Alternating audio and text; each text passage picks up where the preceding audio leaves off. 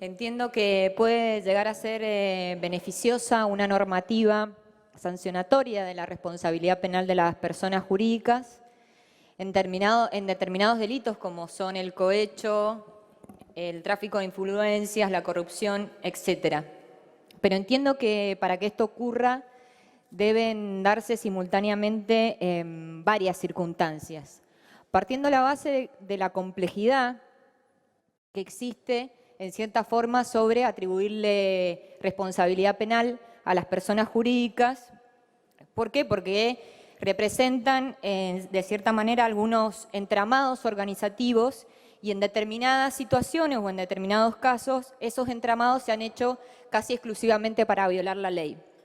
Pero esto no invalida la persecución, otorgarle responsabilidad penal a las personas jurídicas no invalida la persecución a las personas humanas que hayan cometido estos delitos, ¿no? Estamos hablando de directores, gerentes, socios de negocios, terceros, etcétera, etcétera, etcétera. Por esto digo y afirmo, entre esas circunstancias que deben darse, es el rol fundamental que debe tener la administración de la justicia para que esta ley no facilite una válvula de escape para eludir la responsabilidad de las personas humanas que hayan practicado la conducta delictiva, ¿no? Y para eso, y le pido permiso para leer, por si no me acuerdo bien del ejemplo, hay uno de los expositores que expuso un ejemplo que me parece que es muy ilustrativo para esto que estoy diciendo. Establecía el expositor, que si no me acuerdo, o sea, si me acuerdo bien es Cruz, el doctor Cruz, dice que en la realidad de los hechos pasa que se crea un programa de integridad, se pide los informes habituales a los directores, pero así y todo, la maniobra delictiva acontece. Muchas veces, a pesar de tener, por supuesto, el programa de integridad, la maniobra fraudulenta acontece. Y lo que es grave es que los directores lo que hacen es trasladar sus responsabilidades a otros agentes.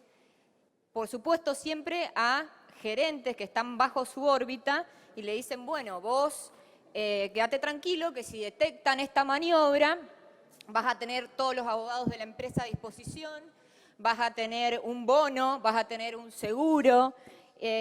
Entonces, el riesgo lo asume el gerente, alguien de menor jerarquía, y el directorio queda a salvo sabiendo la maniobra fraudulenta y a pesar de tener un programa de integridad. Entonces, lo que anhelo con esta iniciativa, y por eso hablo de lo esencial para la aplicación de esta normativa de los operadores de derecho, es que no sirva esta ley como una forma de impunidad encubierta a las personas humanas que llevaron a cabo la maniobra delictiva con el velo de la persona jurídica.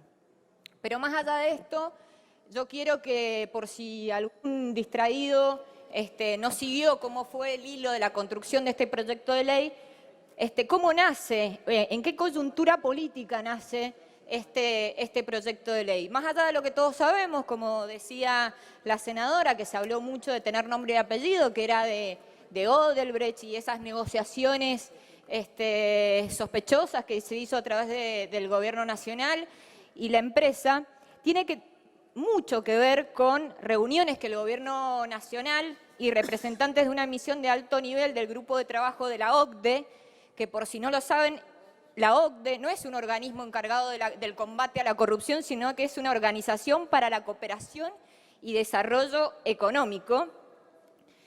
Esto se encontraba en la agenda del gobierno nacional y vinieron acá el año pasado, hicieron un informe y se juntaron con gente del Ministerio de Justicia, gente del Ministerio de Relaciones Exteriores, incluso gente del Congreso. Obviamente el gobierno nacional tiene mucho interés en pasar a integrar este grupo selecto, global, cuyo leitmotiv son la articulación de políticas macroeconómicas, ¿no?, a las características del Fondo Monetario Internacional. Por supuesto, tiene sus propias normas que imponen a los países para lavarse su cara con maniobras para países emergentes y, por supuesto, vulnerando la soberanía política y la independencia económica. No sé si nos suena esto a los argentinos, pero creo que ya lo hemos vivido en varias ocasiones en nuestro país. Lo que quiero señalar con esto es que este proyecto de ley que vamos a acompañar es definir el marco jurídico, la responsabilidad penal de las personas jurídicas. Pero atrás de esto se vienen nuevas imposiciones y que quedaron escritas en el informe que dejó la OCDE cuando visitó en mayo del 2016 a la Argentina, en donde recomienda, además de este proyecto de ley que hoy estamos sancionando, un conjunto de recetas, que ya me imagino que se imaginan de lo que estamos hablando, que ya han fracasado en Argentina, en Europa y en todas las partes del mundo que se han intentado proponer, ¿no? Una es apertura indiscriminada de la economía, reducción del gasto público y reducción del peso de las jubilaciones de cara al futuro en el presupuesto nacional. El resultado de estas políticas ya lo sabemos, son despidos, ajuste de los trabajadores y pérdida del poder adquisitivo de los mismos. Entonces, el tema de fondo de este paquete de medidas es la flexibilización laboral, el ajuste nuevamente a nuestros jubilados que ya están sufriendo y, por supuesto, todo lleva a la reducción del gasto público. Yo creo que tenemos que estar muy atentos a esta propuesta del Gobierno Nacional. Creo que lo que se viene luego de las imposiciones del OCDE para pertenecer a este grupo selecto, que insisto, no es su leitmotiv la lucha contra la corrupción, sino la imposición a países emergentes de políticas macroeconómicas para poderse lavar la cara. Con respecto al proyecto de ley, tengo algunas consideraciones respecto a algunos artículos. Quiero plantear algunas cuestiones, por ejemplo, el artículo 9. Creo que el artículo 9 va en contra del espíritu de la ley. Creo que puede llegar a garantizar la impunidad de las personas jurídicas, de las empresas grandes, sobre todo, y hacer zafar también a a las personas humanas que tienen la responsabilidad de dirigir las maniobras fraudulentas en las que se encuentran las personas jurídicas. Luego de los artículos 16 a 21, el acuerdo de colaboración, creo que también conlleva este articulado a un alto riesgo de posibilidad de impunidad. Tiene una regulación muy laxa.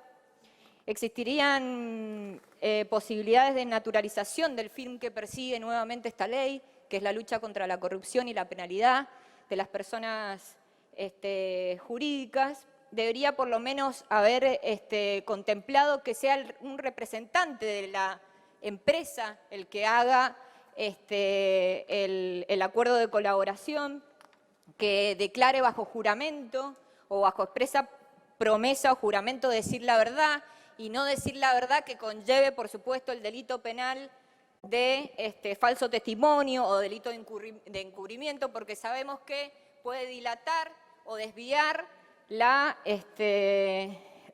investigación y encauzarla hacia lugares que no tienen absolutamente nada que ver con la verdad objetiva que se plantea el proceso judicial, ¿no?